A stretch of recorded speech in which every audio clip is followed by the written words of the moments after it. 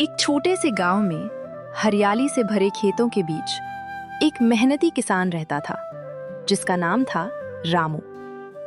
रामू बहुत गरीब था, लेकिन उसका दिल साफ था और दिमाग बहुत तेज। वहीं उसी गांव में एक लालची जमींदार भी रहता था जो हमेशा गरीबों का फायदा उठाता था। एक दिन, रामू बेटा, कुछ खाने को मिला?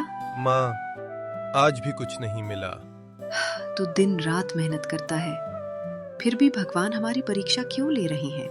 माँ, हिम्मत मत हारो, मैं कुछ न कुछ जरूर करूँगा। बेटा, अपनी जमीन संभाल कर रखना, वो ही हमारी आखिरी उम्मीद है। हाँ माँ, लेकिन अगर पैसे नहीं मिले तो? कुछ दिनों बाद। अरे रामू, तू इतना चुप क्यों है? क्या बताऊं श्याम, हालत बहुत खराब है। हम सबकी हालत एक जैसी है। लेकिन एक रास्ता है, जमींदार के पास जा। नहीं, वो धोखेबाज है। लेकिन अभी तेरे पास और कोई रास्ता नहीं। अगर उसने जमीन ले ली तो? सोच समझकर बात करना।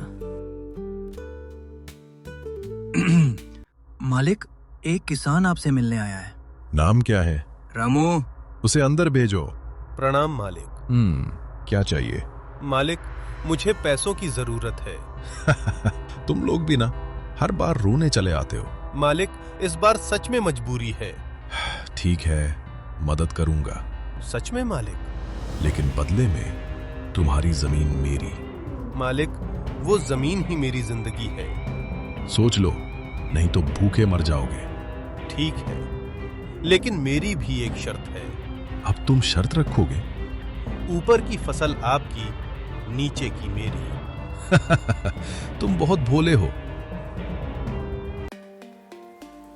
रामू, तू सच में आलू बो रहा है? हाँ श्याम, यही सही समय है।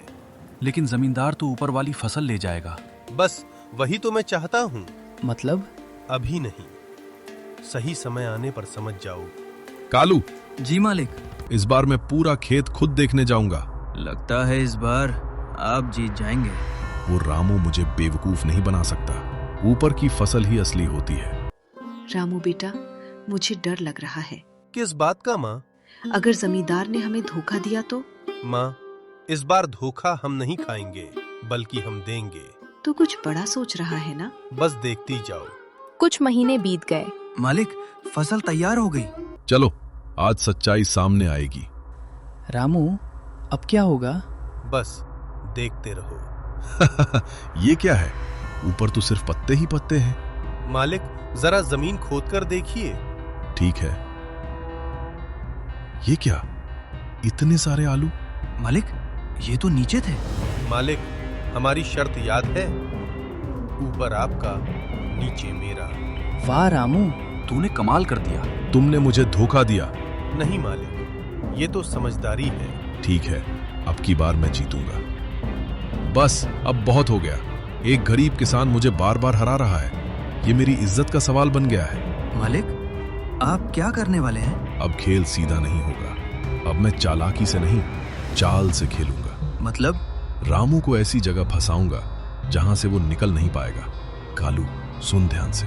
आज रात हम रामू के खेत में कुछ करेंगे। क्या मालिक? हम उसके खेत में गन्ना बो देंगे। लेकिन क्यों? क्योंकि अगली शर्त में मैं पूरी जमीन मांगूंगा, और जब फसल तैयार होगी तो सब कुछ मेरा होगा। वाह मालिक, क्या चाल है। श्याम, कुछ तो गड़बड़ है। क्यों? कल रात खेत में किसी के पैरों के निशान थे। क्या कोई चोरी करने आया था? नहीं, ये कुछ और है। बेटा, संभल कर रहना। माँ, इस बार खेल बड़ा है और मुझे भी बड़ी चाल चलनी होगी। रामू। जी मालिक। अब आखिरी शर्त होगी। क्या शर्त? इस बार पूरी जमीन मेरी होगी और तुम मेरे लिए काम करोगे। ये गलत है। चुप, बीच में मत बोल। और बदले में? तुम्हें जिंदा रहने के लिए खाना मिलेगा। ठीक है मालिक, मैं मानता हूँ। रामू, तू क्या कर रहा है? बेटा, ये मत कर। मुझ पर भरोसा रखो, इस बार खेल मैं खत्म करूंगा। मालिक, सब सो गए हैं। अच्छा, अब काम शुरू करते हैं। मालिक, जल्दी कीजिए। चुप रहो, कोई सुन लेगा। तो ये है उनकी असली चाल। मैंने कहा था कुछ गड़बड़ है। अब क्या करेंगे? अब हम भी खेल खेलेंगे। और इस बार आखिरी चाल होगी। क्या सोच रहा है तू? सुबह होते ही हम गन्ना उखाड़ देंगे और फिर? उसकी जगह कुछ ऐसा बोएंगे जिससे जमींदार खुद फंस जाएं। मतलब फिर से चाल? इस बार चाल नहीं, जाल होगा। अगली सुबह। रामू, इतनी सुबह कहाँ जा रहा है? माँ, आज सब बदलने वाला है। जल्दी करो। कोई देख ना ले। अब क्या बोएंगे? सरसों। सरसों? हाँ, ऊपर ही ऊपर उगती है और इस बार जमींदार खुद अपनी शर्त में फंसेगा। वाह, ये तो कमाल का प्लान है। मालिक, फसल तेजी से बढ़ रही है। इस बार मैं सब जीत जाऊंगा। रामू अब बच नहीं सकता। मालिक, अब फसल पूरी तरह तैयार हो गई है। इस बार जीत मेरी होगी। चलो, सबको बुलाओ। जी मालिक। रामू, आज सब तय हो जाएगा। मुझे डर लग रहा है। बेटा, भगवान पर भरोसा रख। डरने की जरूरत नहीं, आज सच्चाई सामने आएगी। देखो सब लोग, आज फैसला होगा। इस बार पूरी जमीन मेरी है। मालिक, पहले फसल देख लीजिए। ठीक है। ये क्या? ये गन्ना कहाँ गया? मालिक, यहाँ तो सरसों उग रही है। अब समझ में आया। नहीं, ये नहीं हो सकता। मालिक, आपने ही तो शर्त रखी थी, पूरी जमीन आपकी। लेकिन फसल का फायदा? क्या मतलब? सरसों ऊपर होती है और इस बार ऊपर सब मेरा है।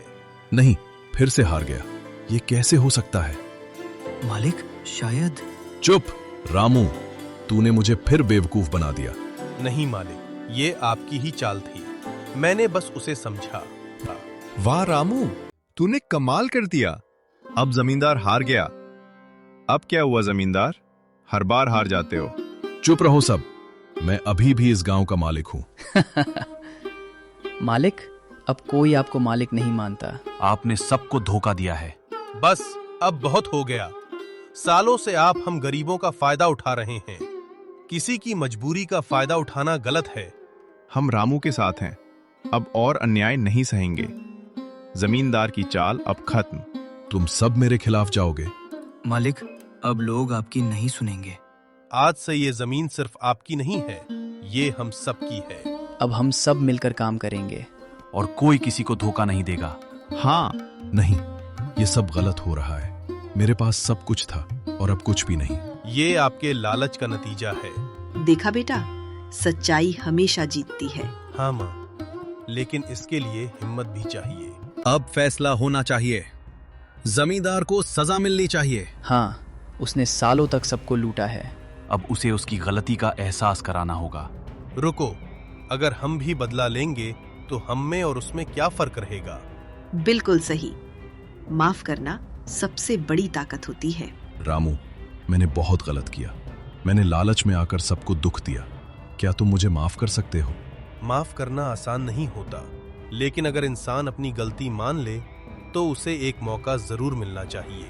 तू सच में उसे माफ करेगा? हाँ, लेकिन एक शर्त पर। क्या शर्त?